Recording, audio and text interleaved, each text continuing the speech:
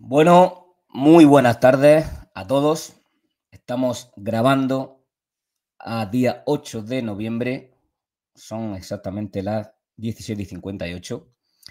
Y como sé que a él no le gustan mucho las presentaciones y en la primera parte ya me lo recalcó, sin dar muchas vueltas, voy a darle la bienvenida a don Alfredo Vilchez. ¿Qué tal? Muy bien, buenas tardes. He aprendido de la última vez y ya le presento solo con su nombre y Vale. Sí, ayer, lo que, eh, lo que ayer, interesa es ayer, que la ayer gente grababa, sepa. Sí, ayer sí, adelante. grababa, ayer grababa con la periodista Esther Peña, no sé si la conoce, No, una gran periodista y escritora que además hace libros libros de entrevistas y, y justo me decía lo mismo, ¿no? Me decían, no me gusta tampoco que digan los títulos que tengo, de dónde vengo y demás, porque al final no importa, ¿no? Lo que importa es lo que vamos a hablar. Y le saqué su nombre. Le dije, bueno, don Alfredo también me dijo lo mismo. Y dijo, bueno, pues entonces coincidimos en eso. Así que, ¿qué tal? ¿Cómo estás? bien, ya tengo. Bueno, ahora tengo un problemilla, porque como tengo operado un ojo, pero el otro no, pues la última vez lo hice con unas gafas, pero ahora ya ni siquiera eso puedo usarla, porque me sirve para el ojo malo, pero no me sirve para el ojo bueno. Bueno. Para los que vengan de la primera parte, en la primera parte fue una hora y al final quedamos en hacer otra segunda porque el tiempo lo requiere. Estuvo explicándonos don Alfredo sobre el origen del término leyenda negra. Estuvo hablando sobre Felipe II también, sobre la Inquisición, bastante tiempo, que lo he estado revisando hoy, media hora para ir de intervención, sobre la Inquisición, que eso luego sacaré un cacho solamente de eso y, y lo, y haré un vídeo aparte para que la gente que le cueste más seguir en la hora entera, pues vaya por lo menos por partes, ¿no? Y le pondré de nombre Inquisición. Yo creo que va a ser más interesante para la gente. Y hoy, pues vamos a hablar sobre las acusaciones de incultura, ¿no, Alfredo? Como Sí, primera parte y seguiremos y luego terminaremos con todo lo que con concierne a América. América, sí. Así Empecemos. que, don Alfredo, ¿cuáles son las acusaciones de incultura? Bueno, la acusación de la incultura es que aquí no había ciencia, que solo había fanatismo, que no se estaba al mismo nivel. Para que la gente entre, Se, perdone, se encuadre, sí. ¿de qué año estamos hablando para que la gente se incorpore un poco? ¿O de Bueno, qué tanto siglo? el día anterior como ahora, como lo de hoy, se refiere a la época de los Austrias, de lo que se llama Ujú. el siglo XVI, XVII, que es cuando la leyenda negra pretende dejar olvidado y hacer que todo se hizo mal, ¿no? Luego ya la leyenda negra continuará en otros siglos, pero con otras características. Pero aquí nos vamos a centrar en esos años. Y en esos años es donde dicen que aquí no había ningún tipo de cultura, que todo era oscurantismo, Ujú.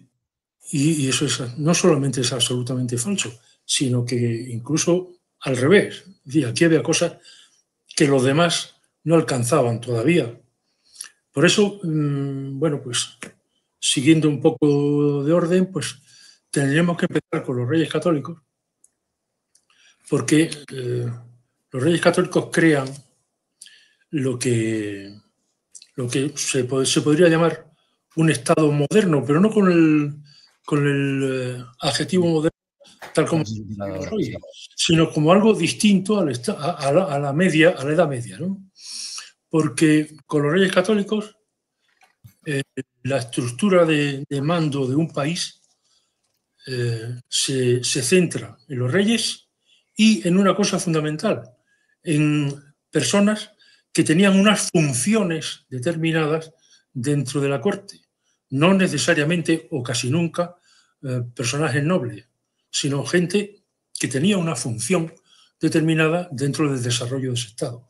Precisamente por eso se llamaban funcionarios. Es decir, el Estado se crea la corona y los funcionarios que representan a la corona. Eso ¿De ahí viene el término funcionario? Claro, el que tiene una función. Esto le costó caro a los nobles porque cuando le enviaban un escribano o un notario con una orden del rey a un duque o un conde, algunos de ellos incluso llegaron a ahorcar a esa persona porque decían que a ellos, grandes de España y tal, no les daban órdenes un cualquiera, ¿no? Pero es que ese cualquiera era un cualquiera, era la representación del rey, ¿no? Y costó algunos que otros castillos. Pero en fin, no vamos a hablar de eso. La cuestión está en que no solamente crean el Estado moderno, sino que se meten dentro de lo que tendría que ser la organización de ese Estado. Y en lo tocante a cultura, pues por ejemplo, sacan de los conventos todo lo que era la asistencia médica, que hasta entonces lo llevaban los frailes de forma, digamos, no profesional, sino por atender a la gente, y crean un cuerpo de médicos profesionales, es decir, crean una asistencia sanitaria profesional. Eso ya es ciencia. Luego veremos que efectivamente en los tratados, serán los tratados de medicina los que más cantidad de obras tengan en los siglos XVI y XVII, pero en fin, vamos en principio. Y en esa España de los Reyes Católicos también crean la red más amplia de Europa de hospitales psiquiátricos. Para todo lo que vamos a hablar, todo lo que estamos hablando y para todo lo que vamos a hablar, se necesita un caudal científico, porque si no, pues no se puede llevar a cabo. Ese caudal científico, como también veremos a lo largo de esta charla, pues es el que facilita que se pueda lanzar un país a un océano, a un desarrollo global y mundial, porque si no existe esa base de ciencia, todas esas cosas no se hubieran podido hacer. No se hubieran podido hacer descubrimientos, no se podría haber tenido la estructura de navegación que se tenía, etcétera, ¿no? Cartografía y demás, ¿no? Poco a poco, sí.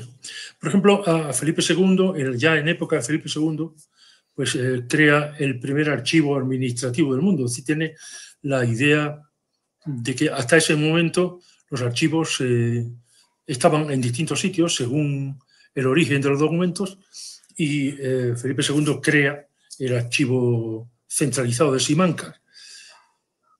Además de esto, no voy a entrar mucho en las cosas que digo para que nos dé tiempo a todo. Además de esto, Felipe II hace otra cosa que también es la primera vez que se hace en Europa. Hasta entonces existía una serie de correos, es decir, un servicio de correos, pero estaba reservado a los poderosos, a los que tenían relación directa con el rey y la alta nobleza. Sí. Felipe crea el correo para que lo puedan utilizar los particulares. No quizás particulares como usted como yo, es decir, que no tenemos un duro, sino los que tuvieran dinero, pero que antes, a pesar de tener dinero, no tenían acceso porque eran servicios reales, ¿no? ¿Como una especie de correo postal sería? Sí, exacto. Es decir, las mismas postas que llamaban los que llevaban el correo, antes solo llevaban documentos reales, y ahora podían llevar, a partir de Felipe II, postas. O sea, claro, lo postal viene de las personas que lo llevaban. Postal viene de postas, que eran los sitios donde cambiaban los caballos y esperaba el sitio. No lo sabía, ¿eh? Bueno, sí, hay muchas cosas que no tienen por qué. Es decir, la usamos sin saber por qué, ¿no? Fíjate, por ejemplo, tenemos todos los días, aunque algunos sean ateos, tenemos el nombre de Dios en la boca, ¿no? Porque decimos adiós. Totalmente. Adiós. Y adiós es una reducción de lo que antes se decía, vaya usted con Dios. Totalmente. Eran otras épocas, pero quiero decir que usamos, Eso lo sabía. realmente no tiene sentido. Luego cambian con el tiempo. Pues, por ejemplo, retrete. Retrete no es hoy en día sabemos lo que significa, pero realmente el significado de la palabra retrete solo significa lugar retirado. Por eso en el ejército, cuando tocan retreta, no es para que todos vayan al servicio, sino para que se vayan a la cama, ¿no? En fin, sigamos. Felipe II tenía muy claro, primero, aparte de ser un gran admirador del arte, y se trajo todos los artistas que pudo a la corte, además tenía claro que sin un fondo científico no se podía desarrollar ese imperio que se estaba creando, ¿no? Que llegará al culmen cuando incorpore a Portugal, pero que ya era suficientemente amplio. Y entonces crea lo que se llamó la Academia de Matemática. La Academia de Matemática estaba dividida y la dirigía Juan de Herrera, el arquitecto. Y en esos cursos se formaban matemáticos, astrónomos, cosmógrafos, arquitectos, pilotos, ingenieros, músicos. Es decir, bueno, el músico no hacía falta para ir a América, pero todos los demás sí, para el desarrollo de ese país que se volcaba hacia un imperio atlántico. Había otra cosa que también es de los primeros que existen en Europa, que es que en el Escorial había un laboratorio de destilación. El tratamiento con productos químicos era, digamos, sistematizado en este laboratorio de destilación. Y por un par de cosas para terminar con esta época de Felipe II, pues tengo que citar que también creó el Museo de la Ciencia, precisamente el Museo de la Ciencia de Valladolid, que es uno de los primeros de Europa. Y en tiempo de Felipe II se hizo lo que normalmente se llaman relaciones, que fue el primer catastro global, es decir, la primera vez que se hacía una especie de formulario para que todos los pueblos del imperio, incluyendo los de América, por supuesto, rellenaran entorno que tenían, riquezas de ese pueblo o de ese territorio, extensión, número de habitantes, en fin, lo que se dice un catastro, ¿no? Es la primera vez en la historia que se hace ese tipo de documento global. Además, Felipe II era nacido, ¿no? En Valladolid, ¿puede ser? Sí. Con esto se hace una idea de que realmente el Felipe II retrógrado del que hablábamos o del que acusaban el día anterior no es tal, no existe ese Felipe, al revés.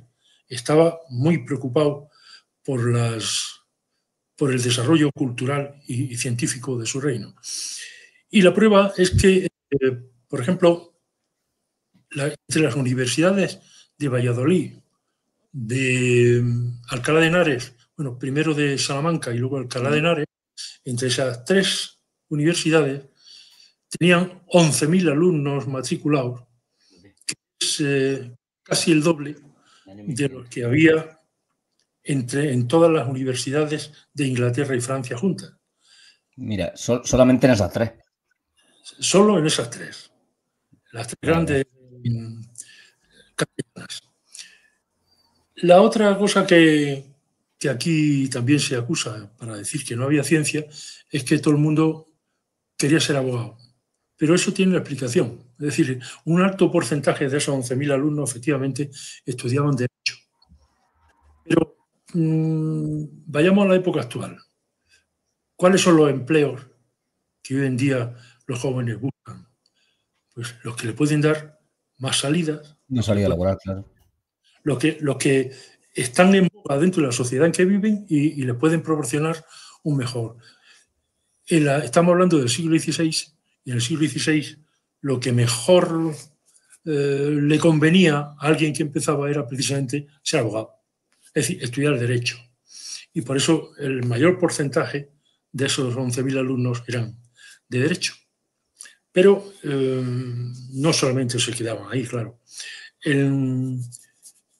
Del periodo de 1475, esto no, ahora, del periodo de 1475 a 1600, hay en España un total de 754 obras científicas impresas. Es decir, en esos 2 siglos, empezando a finales del siglo XV más el siglo XVI, siglo y medio, hay 754 obras impresas. Hoy en día diría, bueno, es que con la cantidad de editoriales que hay, pues eso es fácil, ¿no? Sí, claro, pero en el siglo...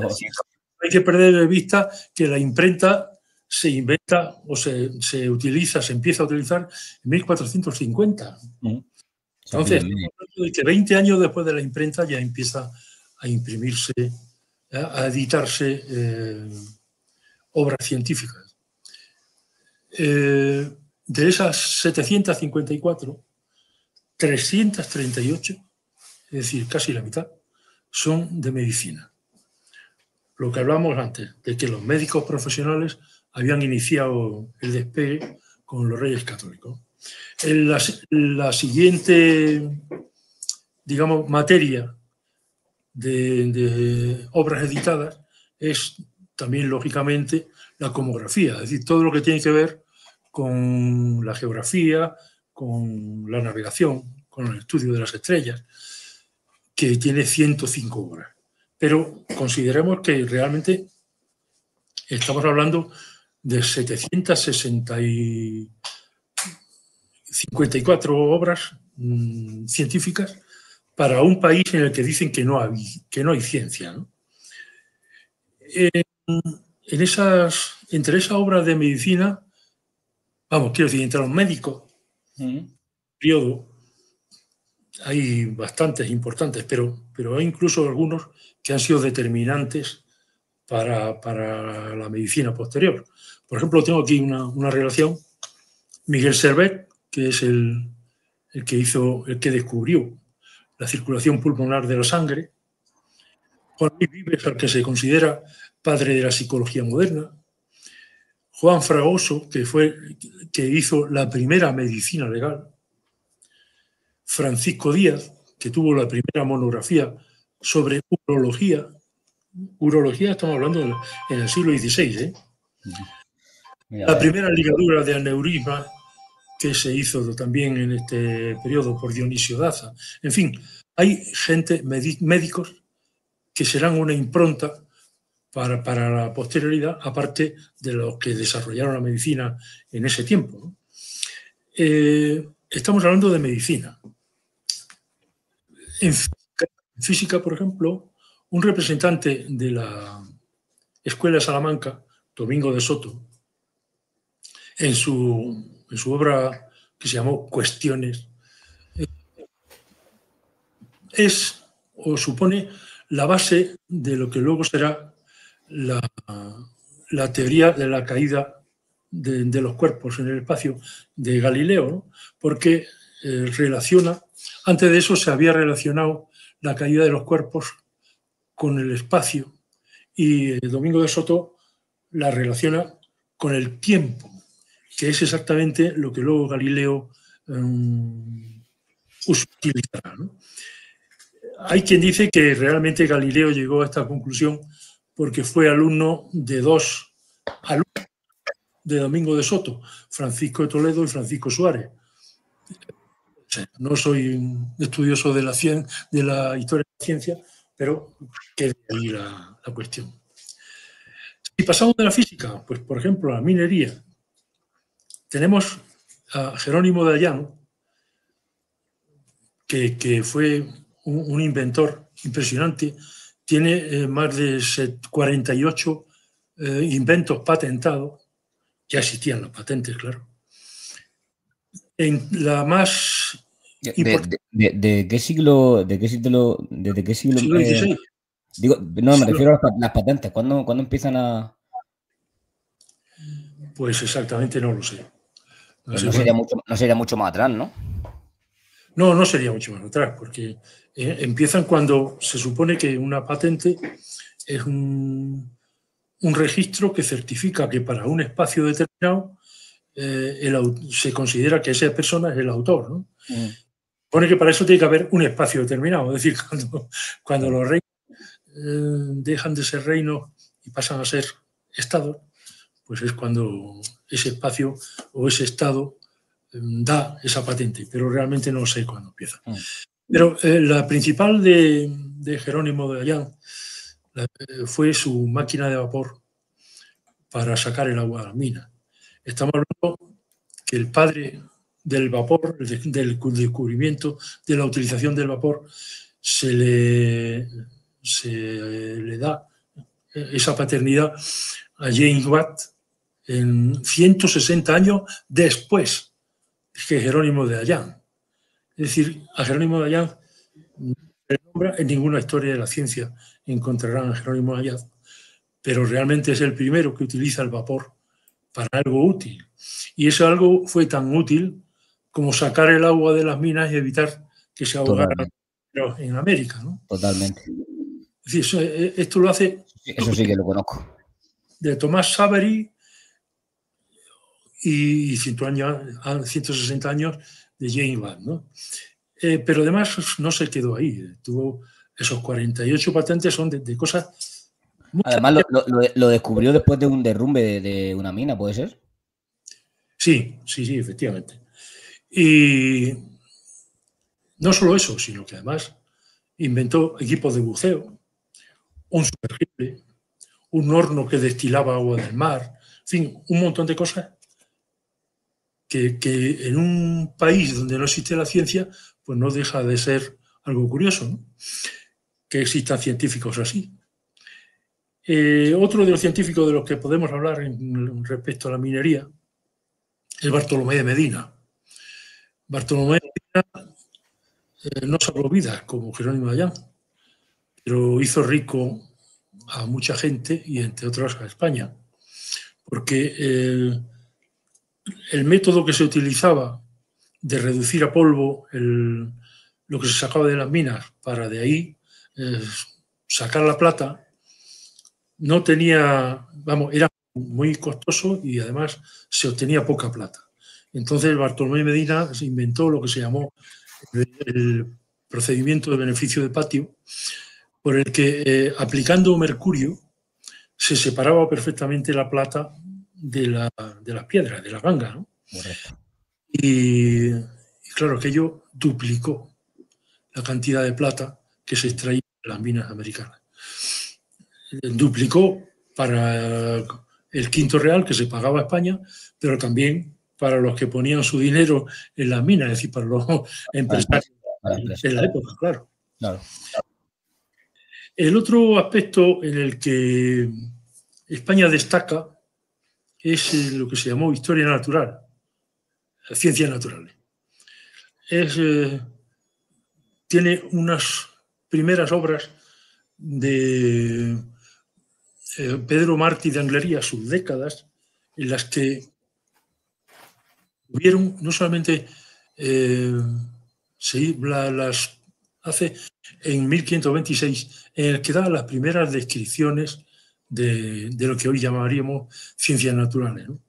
Pero el sumario de historia natural de las Indias de González de Oviedo, también en 1500, también en el siglo XVI, pero unos años más tarde, 1556, tuvo tanta importancia que todos esos países que decían que aquí no había ciencia se preocuparon en copiar esa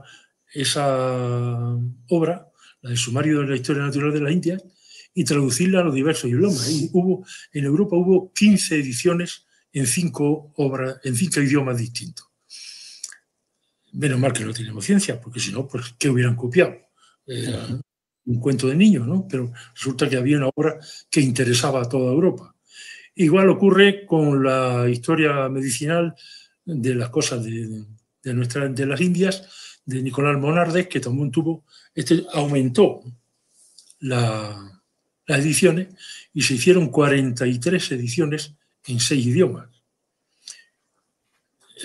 Esta fue en 1500, unos 10 años después, 1565.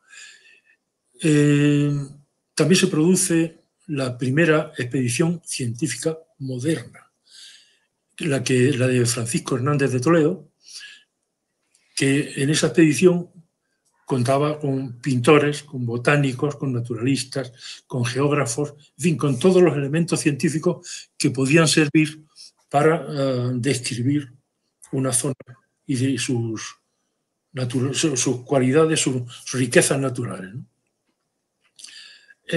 Podríamos terminar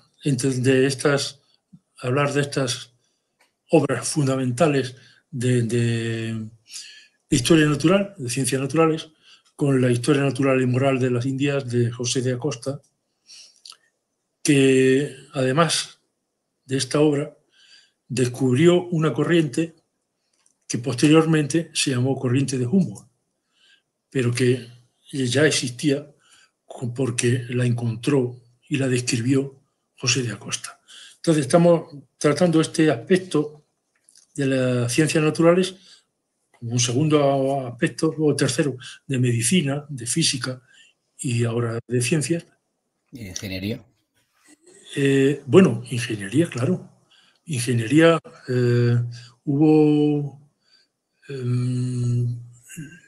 por ejemplo, el que se atribuyó a un italiano, no recuerdo ahora mismo, el que usó el ingenio, por ejemplo, para subir el agua desde el Tajo a Toledo, pues no recuerdo exactamente el nombre ahora.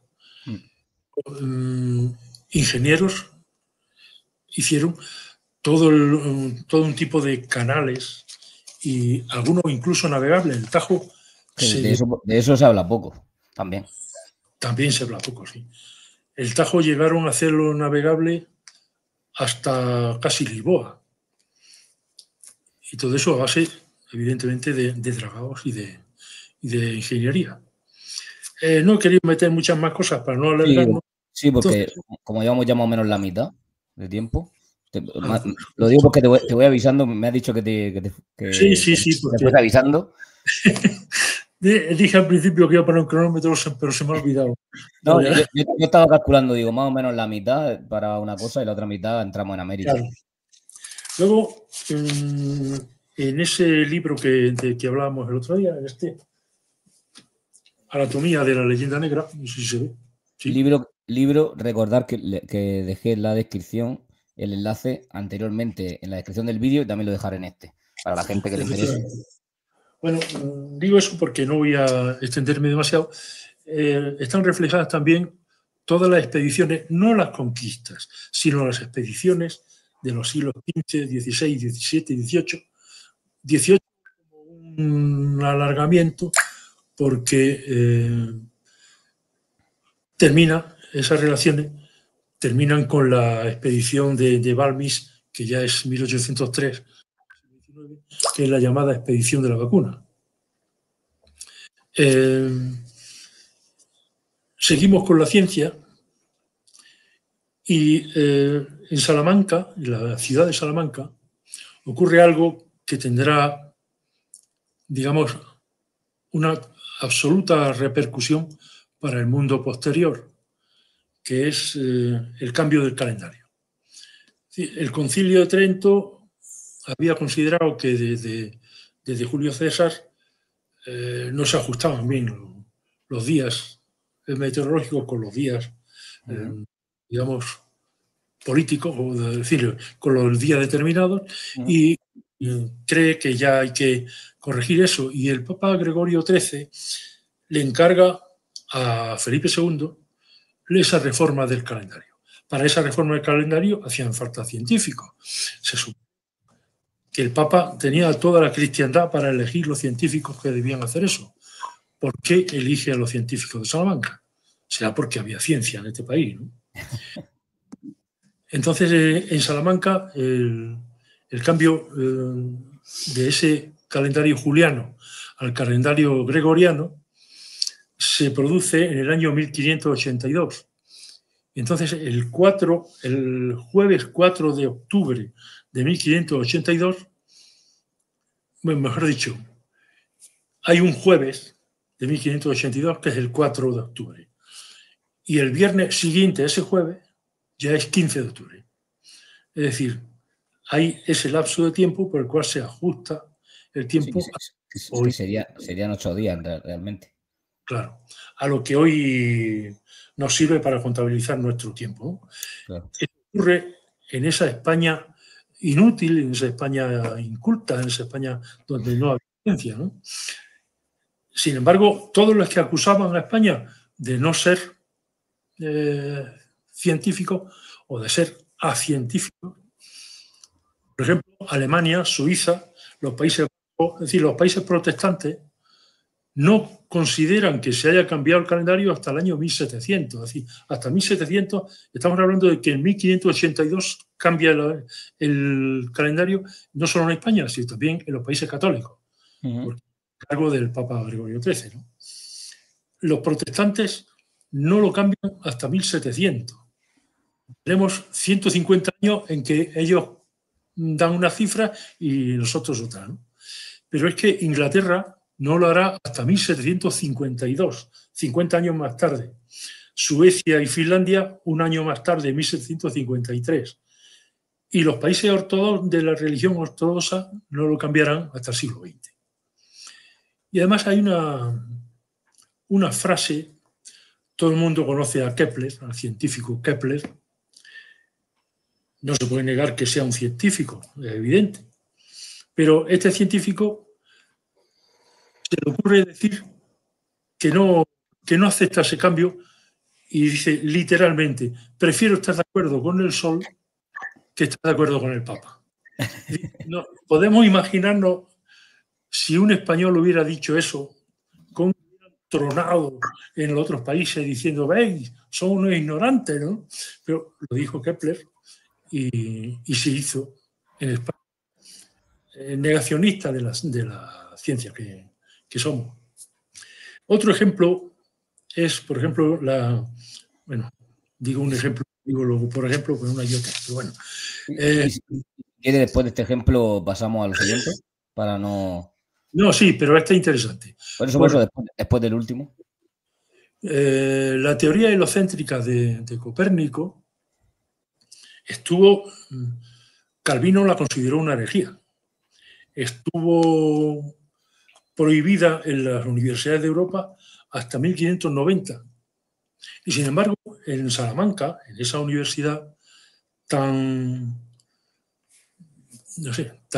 poco científica como dicen, era ya la teoría de heliocéntrica de Copérnico era optativa en 1562 y fue obligatoria en 1594. Es decir, al mismo tiempo en que empezaba a dejar de estar prohibida en el resto de las universidades europeas.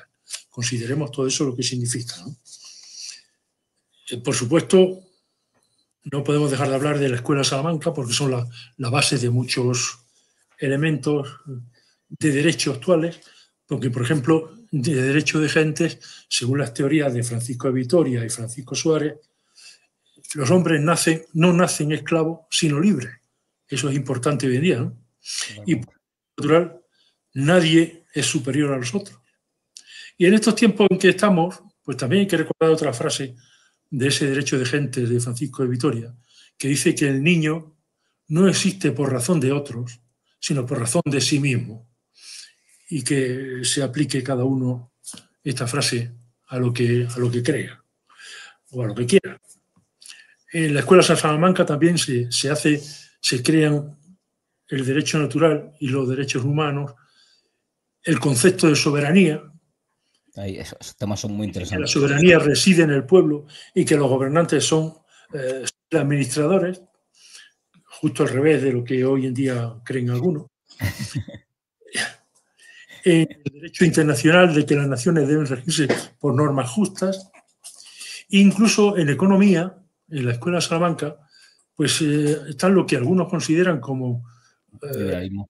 la ciencia económica, otros dicen que no, pero bueno, eso ya no nos vamos a meter en esas teorías, pero lo que sí es que dan esa teoría del valor del dinero, la teoría cuantitativa del dinero, en la que dicen que el dinero es un bien como cualquier otro y por tanto es aceptable el que haya un interés sobre un préstamo de dinero. No sé mucho de economía, pero de historia sé que eso existió entonces, ¿no?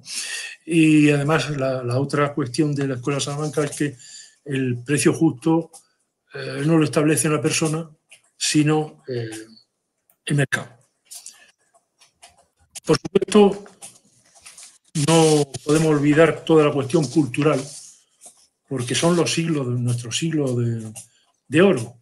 Entonces tenemos en literatura. Pues, ¿Está usted de acuerdo con que la Escuela de Salamanca fue uno de los orígenes del liberalismo? En lo poco que yo sé, sí. Sí, por supuesto. Depende, bueno, que depende de cómo se defina el liberalismo, porque hoy en día hay tanto tipo de liberal que vaya usted a saber cómo se definen ellos, ¿no? Sí. Pero si la libertad, si el liberalismo significa libertad y si la libertad significa que el mercado es el que marca los precios, pues está claro, ¿no? Otra cosa es que, bueno, pues estas teorías dentro de ese liberalismo sean más o menos discutibles, pero si su nombre significa libertad, para mí está claro. Ahora, repito, yo no soy un economista, por tanto, que me haga caso al que quiera, solo que sepa que eso es en un momento determinado, que es lo que a mí me toca como historiador, ¿no? Y decía, pues eso, que son los... Pero está bien que también conteste sobre opiniones también. Sí, por supuesto, claro. Y además, con más opiniones podría contestar, pero no es el tiempo, no hay tiempo ni tenemos tiempo. Como ya digo, es el siglo o el siglo y medio de nuestros siglos de oro, en arquitectura, en pintura, con Santa Teresa, con Cervantes, con el Teatro Lope de Vega, en fin, no vamos a entrar en eso, que ya todo el mundo lo conoce. Y pasamos a ese otro apartado, que sería todo aquello relativo a América. Sí, que nos vamos a ir más para atrás de Felipe II ahora. No necesariamente. ¿Sí? ¿No? Con Felipe II se llega a América, ¿no? ¿O ya se había llegado a América? Sí, ya se había llegado, por eso digo. Claro, nos vamos ahora a Carlos I, sí, que cuando... Pero sobre todo no es cuestión, todavía no, de hablar dónde nos situamos, sino por qué. Es decir, toda la cuestión, toda la leyenda negra sobre América se basa sobre unas cuantas premisas, que es como la existencia del buen salvaje, que aquello fue una sociedad clasista y maltratadora, que hubo un genocidio y que se robó todo lo que se pudo en las Indias y además se destruyó su cultura. Estas serían las 5 premisas básicas para criticar la labor de España en América. Que aún a día de hoy persisten y parece que cada vez con más fuerza en algunos segmentos de la sociedad sudamericana. Bueno, ya que pregunta eso, vamos a adelantarnos un poquito a todo lo que tenía que decir y verlo de una forma más global. Es decir, me refiero al movimiento indigenista y demás. Sí, a eso voy. Entonces, la cuestión, lo que existe aquí es un Estado que con su poder militar, su poder científico, tiene capacidad para abrir mundos nuevos. Entonces, hay otras naciones, como ya decíamos el día anterior, que intentan crear su espíritu nacional solo en el hecho de oponerse a España, de ir en contra de España, ¿no? Y la pregunta suya, ¿cuál era? Que me perdí. Sí, bueno, le he comentado lo del movimiento indígena. Entonces intentan de cualquier manera hundir a esa España, que no consiguen hacerlo por lo menos hasta finales del siglo XVII, ¿no? Es decir, cuando la nueva dinastía de los Borbones ocupa el trono de los Austrias y empieza a convencer a los españoles de que realmente han sido absolutamente idiotas con todo lo que habían hecho y que realmente lo bueno empieza entonces con las ideas ilustradas, ¿no? Pero el hecho es que... Otro día me gustaría hacer un programa y traeré a otro invitado también, si usted quiere venir, sobre los Borbones, sobre su reinado. Muy bien. El hecho es que hay una serie de naciones que pretenden irrumpir en ese escenario ibérico. Y llamo ibérico porque está lugar, ¿no? Y luego formaría parte de España. Entonces, cuando empiezan su interés, fundamentalmente lo intenta Francia, lo intenta Inglaterra, esto Holanda, no llegan a buen término, y la que luego seguirá predominando es Inglaterra. Inglaterra intentará por todos los medios ocupar el lugar del Imperio Español en América, pero no lo conseguirá por la fuerza. Los piratas de los que se habla, pues es un pequeño mordisco en las costas y normalmente tenían éxito cuando llegaba a una población donde no había guarnición. Entonces sí, no, allí en América nunca hubo ejército, siempre fueron milicias y milicias americanos. Y bueno, pues cuando no había... ¿Milicias cómo? ¿Se le ha cortado? De los propios americanos. Es decir, no hubo ejército español allí. Hubo ejército... De hecho, acaba de publicarse un libro que introduce una exposición que hay, o que va a haber en el Museo del Ejército, que se llama Blancos, Pardos y Negros. Y se refiere a que eran los 3 tipos de soldados del ejército en América, todos nativos de allí, ¿no? Y ya de camino, pues la mayor parte de esos soldados eran de origen tlaxcalteca, incluyendo los soldados que irán luego a Filipinas. Pero bueno, lo que íbamos diciendo es que no se produce,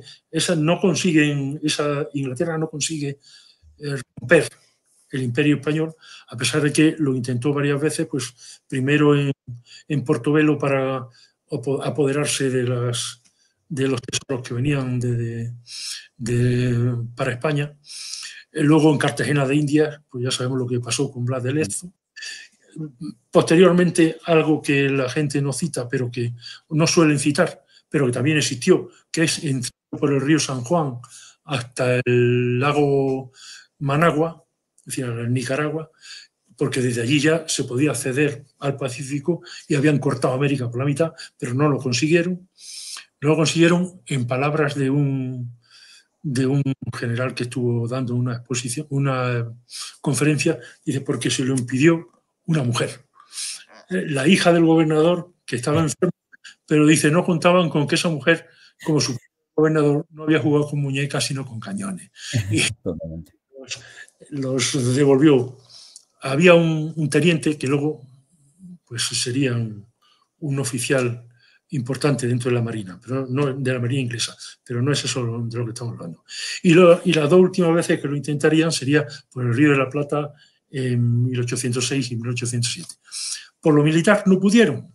Por tanto, como no podían por lo militar, tuvieron que hacerlo por la creación de, digamos, expedicionarios, es decir, los libertadores. Los libertadores, todos masones, fueron las armas que el mundo anglosajón, mandó a América para partirla. Sí, el interés de América es que con el bloque hispano no podía. Sí, el bloque hispano llegaba casi hasta Alaska y por el sur hasta Israel del Fuego. Por tanto, era un sitio donde había una unidad política, una unidad religiosa, una unidad idiomática. Y una zona de Quebec incluso, ¿no? En Quebec, no. ¿O no? Yo creo que no.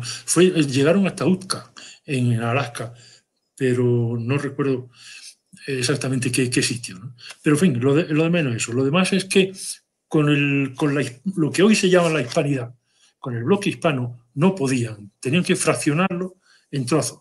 Y la mejor manera de ese fraccionamiento es enviar a gente que en nombre de la Ilustración, de la misma idea que en España estaba haciendo pensar a los españoles que toda su historia anterior había sido una burrada, una bobada, y que realmente lo bueno estaba lo que venía de Francia, pues con esas mismas ideas los ilustrados y masones intentaron liberar a los determinados, algunas zonas de los países americanos, convenciéndolos de que realmente ellos, distintos a los vecinos de al lado, ¿no?, eran todos lo mismo, tenían la misma identidad.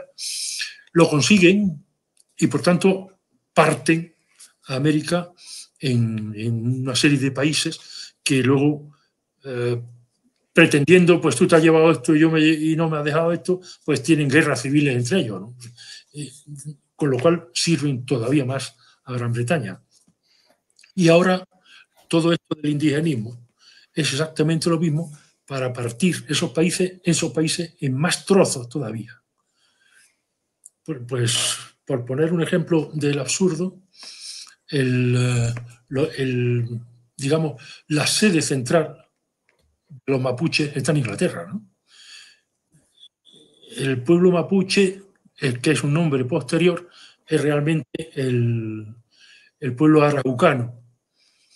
Y los araucanos fueron los guerreros indómitos que más tardaron en ser dominados por los españoles en el sur de Chile. Y esos mismos araucanos, una vez que se integraron dentro de lo que fue la monarquía hispánica, fueron absolutamente fieles al rey. Tanto es así que cuando los ingleses atacan el Río de la Plata, se le presentaron en Buenos Aires 15 caciques araucanos, o mapuches, como quieran llamarle, con 100.000 caballos y 30.000 indígenas con lanzas, dispuestos a ayudar contra los ingleses, porque los ingleses querían quitarle la protección que el rey de España le daba a sus tierras y a sus derechos. Esto está encajando un poco dentro de lo que fue realmente América. Nos hemos adelantado mucho, pero como me ha preguntado por lo de partir y por el indigenismo no es más que otra forma de romper pueblos para cuanto más pequeños sean, más éxito tienen los que están con eso que llaman ahora el neocolonialismo. Es decir, antes, en el siglo XIX, había colonias que tenías que ocupar, tenías que mantener con un ejército, etcétera, pero ahora no, ahora simplemente se hacen cargo de la deuda de ese país y no se preocupan de lo que hagan dentro del país, con tal de que le paguen la deuda. Por tanto, desde el momento en que un país se endeuda hasta la ceja, como tengo oído que le pasa a España, pues ya realmente no es un país, es una colonia. Y sin oído, Alfredo, es un hecho. Es un hecho, efectivamente. Pero bueno, sigamos. Esto respondió a su pregunta, pero el problema de la pregunta es eso, que me voy por ahí. No se preocupe. Sigamos con... cuando los españoles llegan a América, pues claro, lo que se da es el choque de dos culturas. Una cultura renacentista que tiene industria, que tiene comercio, se encuentra de pronto con una cultura que está en el Neolítico. Todos los pueblos de América están en el Neolítico, es decir, la edad de la piedra, o como mucho en el Calcolítico, porque algunos tienen herramientas de cobre.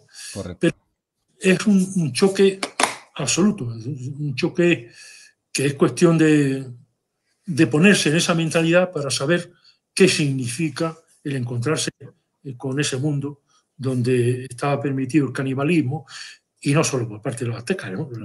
Además, es uno de los problemas del presente, ¿no? El no estudiar y no leer no ponerse en el momento. Esa época histórica en ese momento. Con los ojos del presente. Y eso yo creo que es un error que también claro, entonces, da pie a estos movimientos.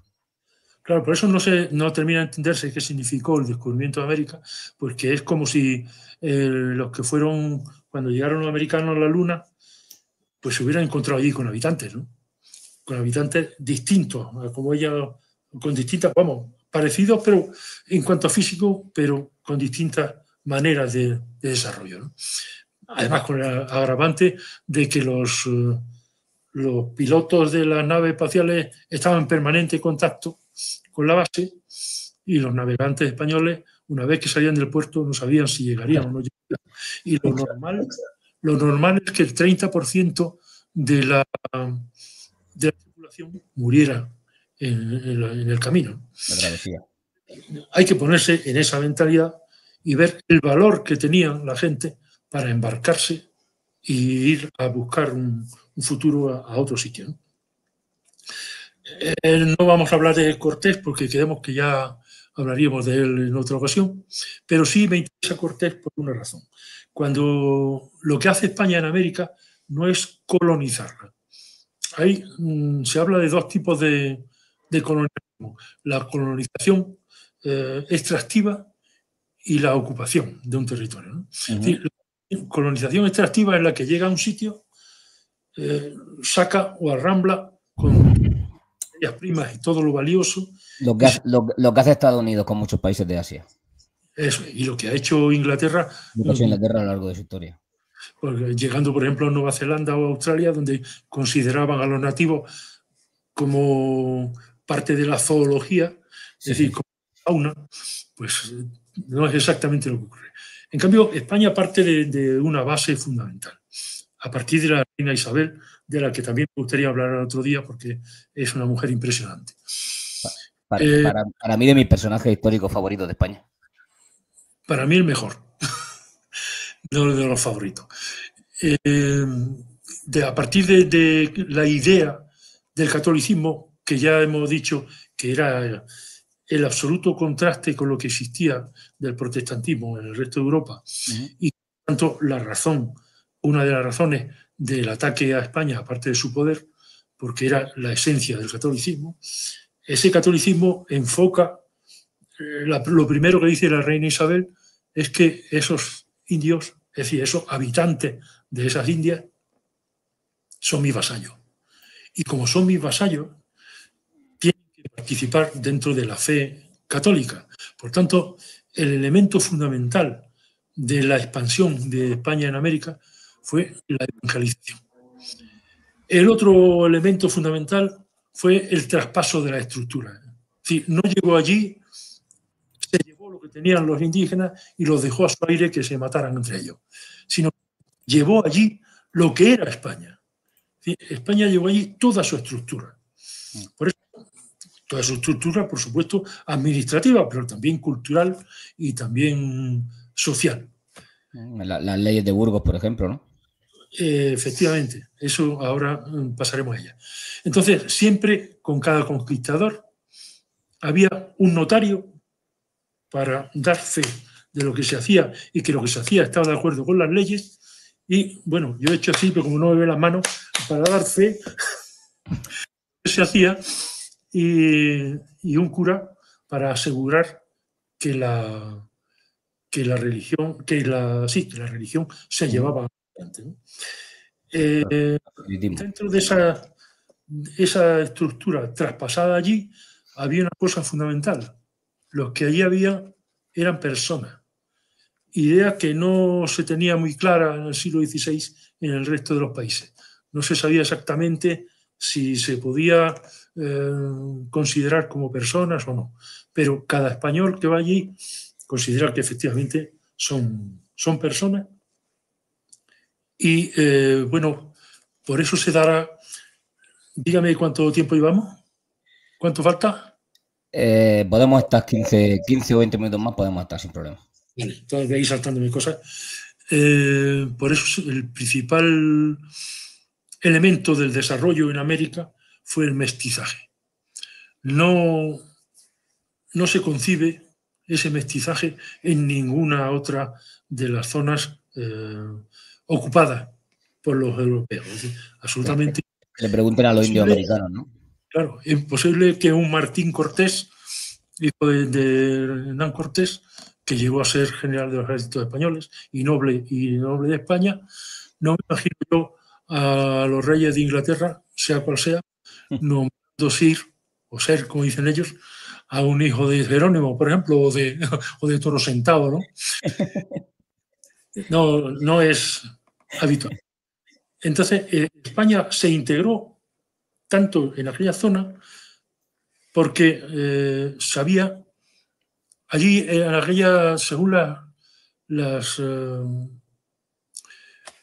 los archivos del Archivo de Indias, durante el siglo XVI y XVII fueron a América 250.000 españoles. Según las teorías alcistas, bueno, hay unas teorías que dicen que había 100 millones de indígenas, otros que había 13 millones, otros que había 30 millones. Según las teorías más normales, hablan sobre los 30 millones. Sí. Si dividimos 250.000 españoles o 30 millones de indígenas entre 250.000, resulta que cada español, hombre, mujer o niño, no tuvo otra ocupación que matar indios por lo menos a 35 por persona. Por persona, por cabeza, sí. Por cabeza. Eso es absolutamente una idiotez. Una idiotez. Muchas razones. Primero, porque no se dio. Y que incluso algo tan básico como que el mestizaje demostraría que no hubo un genocidio, ¿no? Efectivamente. No solo el mestizaje, sino ese hecho que le he citado antes, por no citar mucho más, que en 1800 se plantan 30.000 indígenas con sus lanzas a defender su territorio. Y además llevaban la bandera de la Cruz de San Andrés, con el aspa roja. Una bandera que también me gusta mucho. Y que en algunos regimientos argentinos también la llevan. Sí. Bueno, pero lo que estamos hablando es que el mestizaje será la razón de ser de toda la actuación de América, de España en América. La disminución del número de indígenas se da efectivamente por las epidemias, evidentemente, pero también por una razón que no tienen en cuenta. Y es que cuando un español se casaba con una india, o no se casaba, pero tenía hijos con una india, el hijo que resultaba era considerado español. Español, claro. Ya no era indígena. Es decir, el número de indígenas va disminuyendo en la misma proporción en que aumenta el mestizaje. Porque ya es decir, es una cuestión de cajón. Alfredo, una pregunta que sí que le interesa a la gente y creo que también hemos pasado por encima. ¿Para usted hubo colonialismo tal y como se entiende hoy en día? No. O sea, ¿ese territorio eran colonias de España? No, eran provincias de España. Como he dicho antes, trasladó su estructura administrativa. Es decir, tenían los virreinatos exactamente igual que el virreinato de Valencia o el virreinato de Nápoles. Era un virreinato exactamente igual. Las audiencias y las capitanías generales, igual que en España. Pero es que además, para imponer un colonialismo como ese que se supone que es necesario para una colonia extractiva, hace falta un ejército. Y en América no hubo ejército. Es decir, el ejército americano estuvo siempre formado por americanos, por gente que vivía allí. Cuando sí hubo ejércitos extranjeros fue precisamente con los libertadores, porque la legión inglesa estuvo ayudando a Bolívar a todas sus actividades. Es decir, quien se enfrentaba precisamente a Bolívar eran los indios y los negros y los españoles. Bolívar, hay un desconocimiento sobre quién era Simón Bolívar, pero tremendo. Era un asesino. Tremendo. Un genocida. Consideramos que dijo que todos los españoles, fuesen quienes fuesen, que hiciesen, tenían que ser exterminados. Eso es un genocidio. Por razón de origen, en este caso. En fin, otra cosa, porque así también, como me dice que le dejo hablar mucho y no intervengo. Sí, adelante. Este relato que también se usa hoy en día sobre esos saqueos y esa extracción de oro, plata y demás fue tal, No. fue de ese calibre, de esa dimensión de la que hablan hoy en día. A ver, ¿usted cree que en España ahora mismo hay saqueo de los españoles? ¿Hacia los españoles o de los Hacia españoles? los españoles, sí. Sí, sí, lo creo. Claro. Pagamos el 21 o el 25%, depende de los casos de IVA, ¿no? Sí, sí. De todo lo que se produjo en América, se pagaba lo que podíamos llamar un IVA, que era el 20%, es decir, el quinto real. El resto se quedó en América. Porque todas las empresas de América, ninguna de las empresas de América, quiero decir, de expediciones y conquistas, ninguna fueron empresas reales.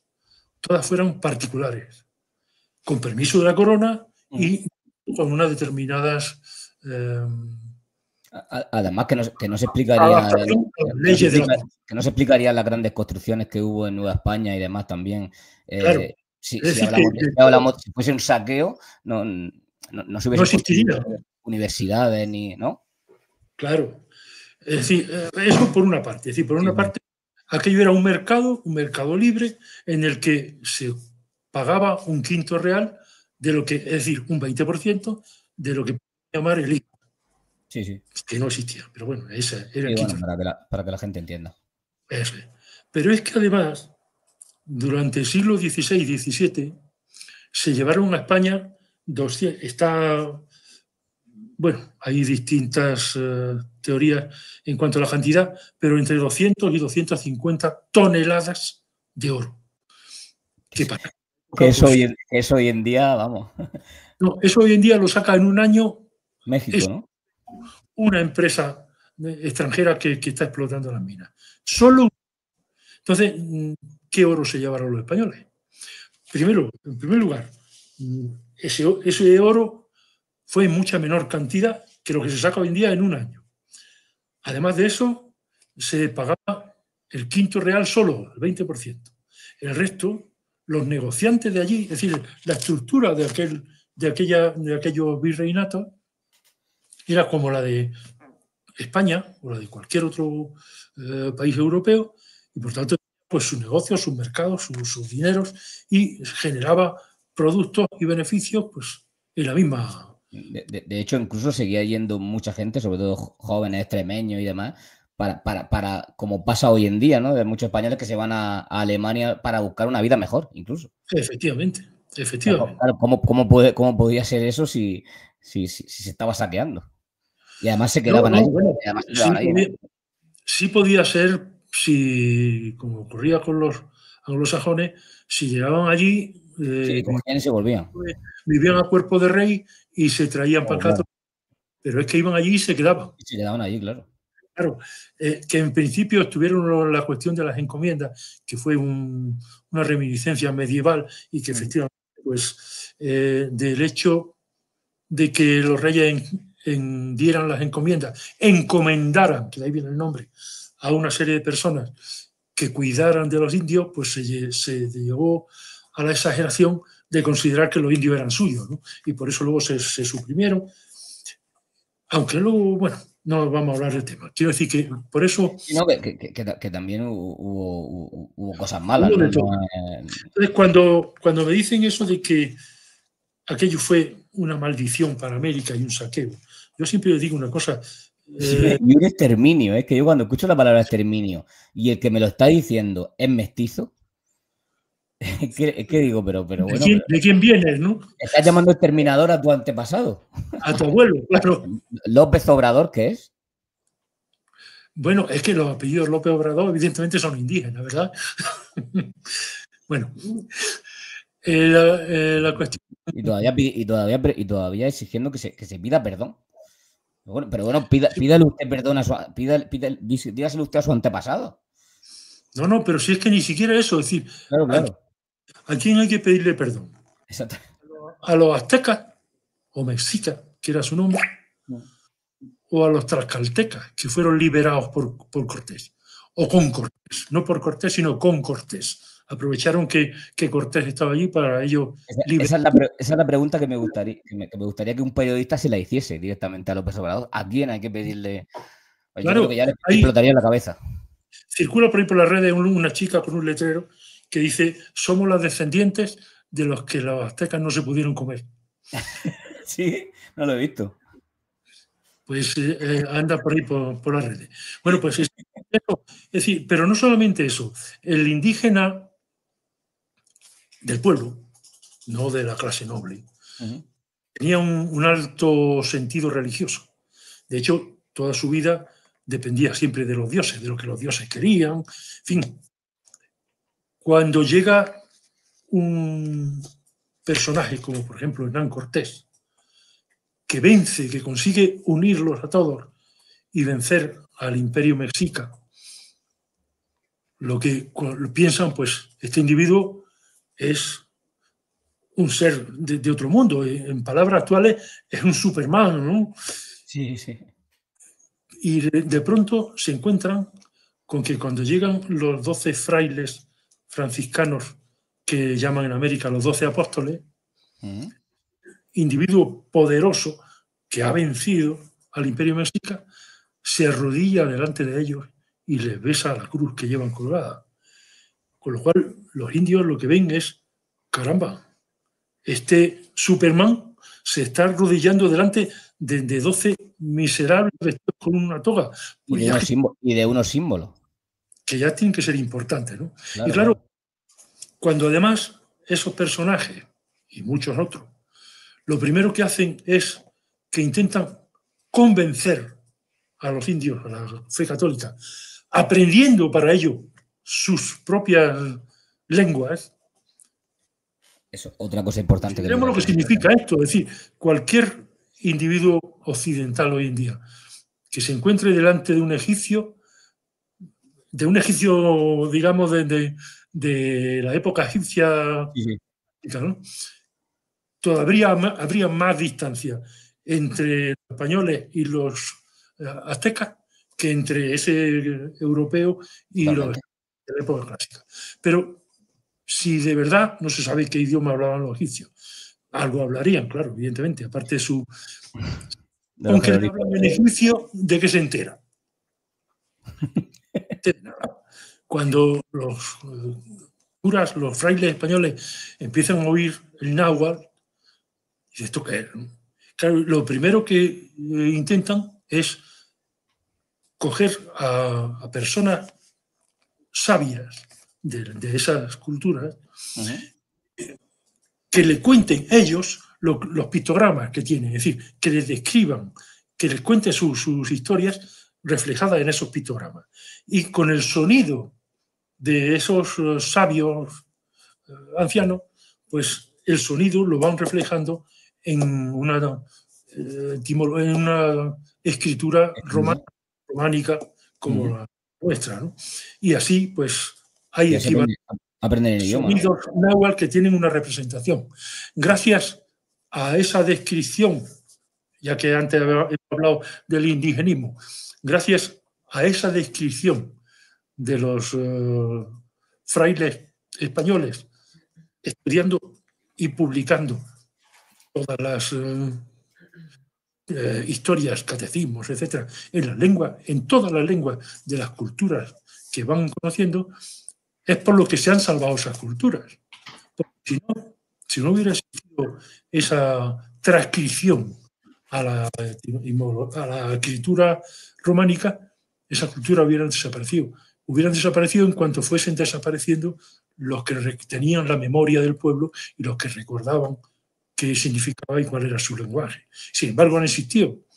Y si uno de esos que dicen indigenista puede hablar en quechua, puede hablar en aymara o puede hablar en náhuatl, es porque se han prolongado esas lenguas, no solo en la escritura, sino incluso en el desarrollo. Porque en América no lo imponen los españoles, lo imponen los liberadores. Hasta el momento en que se producen los movimientos independentistas, el 80% de las personas de América hablaban su propia lengua. De hecho, en los juzgados, cuando presentaban un pleito porque alguien se había quedado con sus tierras, todos los juzgados tenían traductores de quechua, de náhuatl o de aymara para traducir lo que los indios pedían al rey de España. Si eso ocurre hasta el año 1800, ¿dónde está el problema del indigenismo? Los indígenas estaban allí y los indígenas hablaban su lengua. ¿Cómo desaparecieron sus lenguas? O bueno, desaparecieron. Desaparecieron después, porque la gran masacre de indígenas, precisamente cuando los libertadores, digamos que impulsados por los ambiciosos apoyadores que tenían anglosajones, pues intentaron ocupar las tierras de los indios y se produjeron exterminios de algunas tribus. Pero eso fue después. Antes no existió en absoluto. Alfredo, otra pregunta. ¿Qué llegaba al pueblo de la península ibérica? ¿Qué información llegaba en ese momento de América? O sea, ¿cómo el pueblo sabía de las noticias y conocía lo que estaba sucediendo? ¿Tenían alguna, o sea, llegaba a grandes segmentos de la población o era algo que solamente conocía o el que iba o la gente de alta sí, te entiendo. Por los periódicos. Evidentemente no había periódicos. Claro, por eso. Lo he dicho expresamente. ¿Cómo conocemos nosotros lo que ha ocurrido en Valencia? Por los periódicos. ¿Y qué es el periódico? Simplemente la voz de quienes han visto aquello, ¿no? Así lo conocían. Pero era el pueblo de la península ibérica, ¿era conocedor de lo que estaba sucediendo? A través, hay una... Es interesante, nunca me lo he preguntado. Hay una figura que se ha incluso trasladado a la literatura, que es el indiano. ¿Cómo? Es decir, el indiano. El indiano. El que volvía de las Indias. Sí. Unos volvían ricos y otros no. Pero el que contaba lo que pasaba allí. Y era exactamente igual. Si nosotros leemos El País, nos enteraremos de una forma de lo que ha pasado en Valencia, y si leemos el diario, lo leeremos de otra forma. Pues es exactamente así llegaban las noticias. Las noticias llegaban de la voz de los que habían estado en los sucesos o en el entorno de los sucesos. Que esas noticias fueran ciertas o no, ¿quién le dice que son ciertas las de los periódicos? Es decir, el periódico es la sustitución luego, ahora son peores. Claro, pues el periódico no es más que la sustitución de un procedimiento de transmisión. Sí. Nada más. Antes la transmisión era oral, era por escrito. Escrito poco porque... Lo mismo te puedes inventar escribiéndolo que hablándolo. Igual, exactamente igual. Hay medios de transmisión y esos medios, en la Edad Media, pues ¿cuál era el sistema de transmisión? Los juglares. Los juglares que cantaban las poesías épicas y luego los poemas y los trovadores y todas esas cosas que eran los que transmitían lo que ocurría. Por ejemplo, con el poema del Cid, pues el juglar... Incluso los propios comerciantes, ¿no? que al final viajaban por también, claro. Pero los que van también llegando las noticias, ¿no? Claro, pero hablaba yo en el mismo, por identificar un poco con lo que puede ser un periódico o un vídeo o un noticiario. Sí. Es decir, quien lo extiende por la misma cosa por distintos sitios eran los que iban cantando. Entonces, los populares de la época inmediata del Cid, 30, 40 años, cuando hacen el poema del Cid, sabían que tenían que decir algunas cosas creíbles porque todos le oían, sabían lo que era el moro, sabían lo que era la lucha contra los musulmanes, etcétera, etcétera, ¿no? Sin embargo, los juglares que transmiten esas mismas noticias 2 siglos más tarde, en el siglo XV, ya no, o el siglo XVI, ya no han visto un moro en su vida. No saben lo que era esa lucha. Por tanto, exageran de una forma... Es como el teléfono cacharrado. No, no es el teléfono cacharrado. Es que, bueno, yo he oído una noticia que me parece que sí, se la he transmitido. Sí, algo parecido, ¿no? Claro, y al final termina pues siendo lo que no se puede. Sería algo parecido, ¿no? Yo te cuento un mensaje que tiene 500 palabras, pero tú te has quedado con 250 y yo se lo cuento a otro y el otro se queda con 125. Eso es. Y normalmente el siguiente, a esos 125, como le parece que aquello no encaja bien, porque lo describe bien, le añade otras 50. Claro, claro. Eso es. Bueno, pues exactamente eso ocurriría entonces. Entonces, la gente estaría informada en el nivel de cultura y de situación en que estuviera por otros del mismo nivel y de la misma cultura. Eran formas de traer. Sí.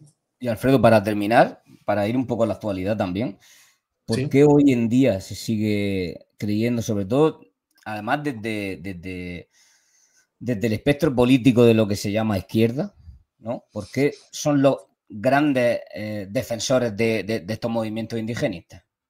O sea, ¿por qué sería ese segmento de la población o ese espectro político el que se erige como algo humanista y al final difumina y tergiversa la historia? Es que no... Respecto a otros temas, me hizo una pregunta parecida en la otra entrevista y la respuesta es la misma, por ignorancia. Es decir, son gente... No hay algo de conveniencia. Claro, claro. Es decir, aquello de que todo lo que vaya contra mi enemigo para mí es positivo, sea lo que sea, pues efectivamente es conveniencia. Pero la misma conveniencia que pueda haber en cuando nos engañan diciendo que realmente se ha acabado el paro porque hay 850.000 que son parados temporales o no sé qué. Yo entiendo que en Reino Unido o en Estados Unidos se cuente esto, pero los propios españoles contra España, al final, contra la propia historia española. Porque no tienen ni tienen idea de la historia, ni quieren tenerla, porque tener idea de la historia sería saber que los que defendemos la historia, que normalmente nos llaman fachas y cosas de esas, Sí, bueno, eso pues a mí también, a lo mejor en algo, si ellos no lo saben, pues a lo mejor en algo teníamos razón. Por ejemplo, cuando el señor ministro de Cultura... Claro, es que decir algo bueno de la historia de España ya es facha, es que es tremendo. Claro. Y sin embargo existió. Pero sin embargo, si hablan de la Segunda República, ellos depende en qué momento de la historia de España, sí que sería bueno. Sí, bueno, eso es natural según las tendencias, pero Claro. volvemos a lo mismo que al principio de la otra, porque ellos no ven la historia, sino que la juzgan y la usan. Y eso no es la historia. ¿Sí? La historia hay que, como también le dije y repito, hay que ponerse en la mentalidad de las gentes de aquel tiempo y ver en el tiempo qué es lo que había. Entonces, por eso, cuando también, por citar algo parecido a lo de las hijas de los tlaxcaltecas que no se pudieron comer los aztecas, pues sí. Cuando esta señora toda inteligencia dice que son las hijas de las brujas que no pudimos quemar, pues demuestra una ignorancia supina porque precisamente en España no se quemaron brujas. Es decir, que es la ignorancia total al servicio de un interés político y nada. ¿Cómo conoces lo de las brujas? Eso es el feminismo hoy en día. Lo usa mucho. Sí, claro. Totalmente. Hay algunas brujas. Existen, como dicen los gallegos, a verlas, haylas, pero... Y otra cosa curiosa, que yo muchas veces cuando hablo con gente de los que se hacen llamar progresistas, que ni son progresistas ni son nada, también les digo eso, digo, imagínate que te compro que el descubrimiento de América fue un genocidio y demás. ¿Por qué no se habla de América del Norte? Imagínate que te compro eso. Pero es que no me estás hablando tampoco de lo otro. O sea, solo te centras en Hispanoamérica. Lo otro se olvida. Es como que nunca hablan de ello. Entonces, hay una prueba. A ver si va a haber hay un argumento para... un abrazo entre la idea progresista y lo norteamericano. Pues vamos a hablar de progreso, precisamente. Cuando Humboldt se da una vuelta por Iberoamérica y describe, evidentemente, con la ayuda de todos los hispanoamericanos, toda esa zona, hace un gran trabajo. Pero él era hugonote y encima lo manda el presidente de los Estados Unidos con la misión de ver cómo se podía hacer para meterle mano a algún que otro país de América del Sur. Entonces, Humboldt va allí con una mente, digamos, empeñada en esta izquierda de la que estamos hablando, ¿no? Y se encuentra con que la Ciudad de México o Lima tenía mayor nivel de vida que París o Madrid. Claro. Y entonces se da cuenta de que es absolutamente falso. Allí sí había progreso. Sí, habían progresado desde comerse a los vecinos hasta ser unas ciudades tan progresistas, tan modernas y tan ricas que superaban con mucho a las ciudades españolas. Y no en tanto tiempo. El progreso es cuando están los progresistas. Es decir, cuando están los liberadores y se quedan, ahí empiezan ya a haber castas dominantes y lo que cuando antes hablaba la izquierda, hablaba del capitalismo que explota al obrero, ¿no? Pues eso lo crea con los nuevos estados. Entonces ya ahí no es progreso. Se había progresado hasta ese momento.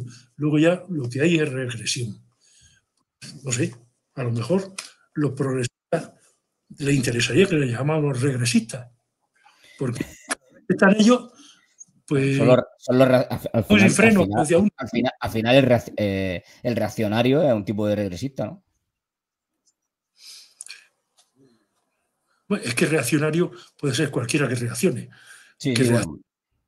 Sí, por ejemplo, pues hay mucha gente hoy en día que es reaccionaria frente a este gobierno que tenemos, ¿no? Pero eso no, los nombres no significan eso. También se apropian del sentido de ser revolucionarios. Pero es que revolucionario significa darle la vuelta a lo que hay, ¿no? Porque si es darle la vuelta a lo que hay... Revolucionarios de la libertad. Eso depende de la idea que se lleve, ¿no? Pero revolucionario solo es darle la vuelta. Entonces puede haber gente que se considere revolucionaria hoy en día. Y no, claro. Bueno, Alfredo, yo creo que no hemos pasado 20 minutos, pero bueno, yo creo que ha quedado bien. Que conste que yo terminaba a tiempo si no me hace preguntas. ¿Cómo? Que conste que yo hubiera terminado a tiempo si no me hace preguntas. Bueno, pero si no le hago preguntas, entonces ¿qué? Que no me importa, pero que no tengo la culpa esta vez. A ver si es culpa mía ahora. He hecho 4 preguntas o 5, no he hecho más. Sí, pero 4 preguntas, en cuanto me hacen preguntas me alargo por otro lado. Sí, claro. No, pero al final también yo estoy aquí para aprender también. No, y yo estoy aquí para que aprendan. Que a lo mejor en algunas cosas me he equivocado, no digo que no. Pero mediante la pregunta del entrevistador, el oyente toma nota también. Espero que sí. Espero que sí. Bueno, Alfredo, pues... Muy bien. Muchísimas gracias. Espero que vaya bien del ojo. Sí, todo es esperar a que me operen del otro. Ya está. Como con los dos veré bien, no tendré problema.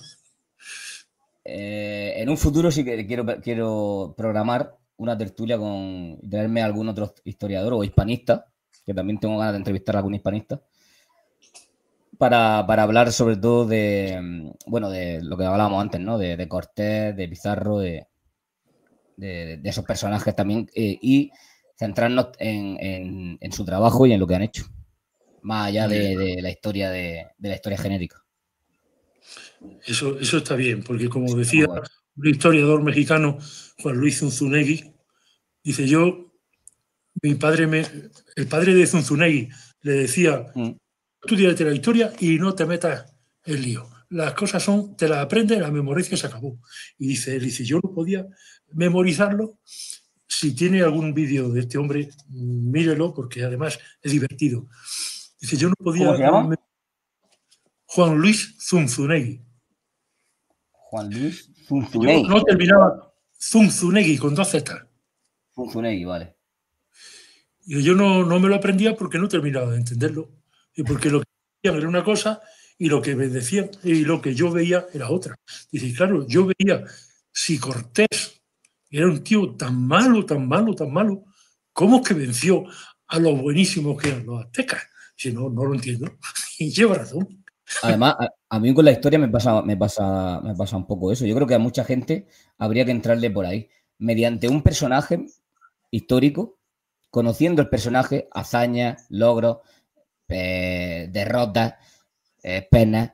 A partir de ahí, es cuando conoces a ese personaje, entonces cuando quieres saber lo que hay alrededor. Eso me pasaba a mí, a raíz de un personaje en específico, que te resulta tan interesante y luego ya quieres saber de dónde viene, a dónde va, qué hizo exactamente allí.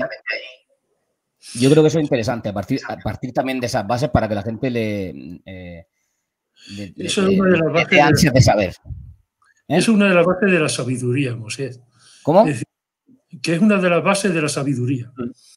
Encontrar algo que uno acepta que no sabe y en cuanto se abre la puerta decir, pues voy a buscar por este camino. Pero a mí en la historia se me abren esas puertas mediante los personajes.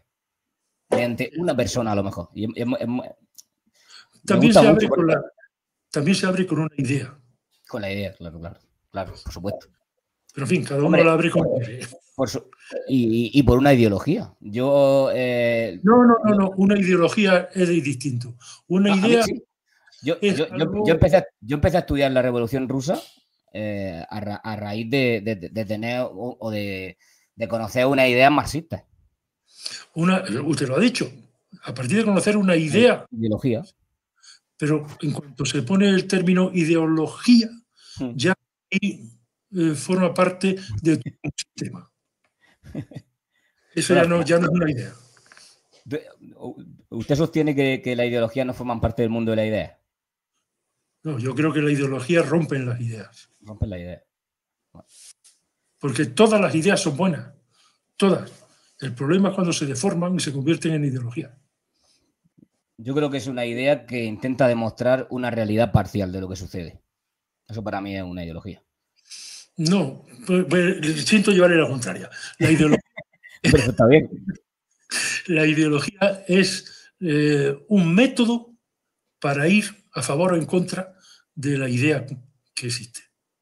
Bueno, yo discrepo, ¿eh?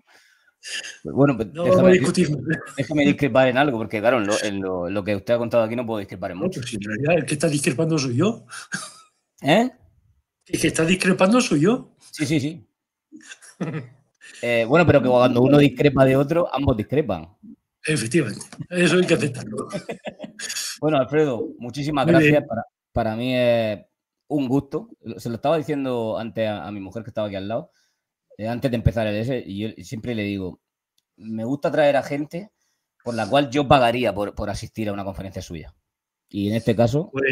Pues tiene suerte de que la dé porque nunca he cobrado por una. Bueno, Alfredo... No que no he cobrado yo, sino que no han cobrado la gente porque asiste, quiero decir. Vale. Bueno, pues un abrazo y se le ha escuchado bien. El sonido ha sido bueno. Fenomenal. Pues yo en estas técnicas me pongo nervioso. No pasa nada. Pues un saludo y nos vemos. Y hasta pronto. Y bueno, hasta pronto. Estamos en contacto. Yo cualquier cosa que se me ocurra se lo digo si quiere participar, porque sí que me gustaría hablar de los conquistadores. Muy bien. Un saludo. Hasta luego. Gracias.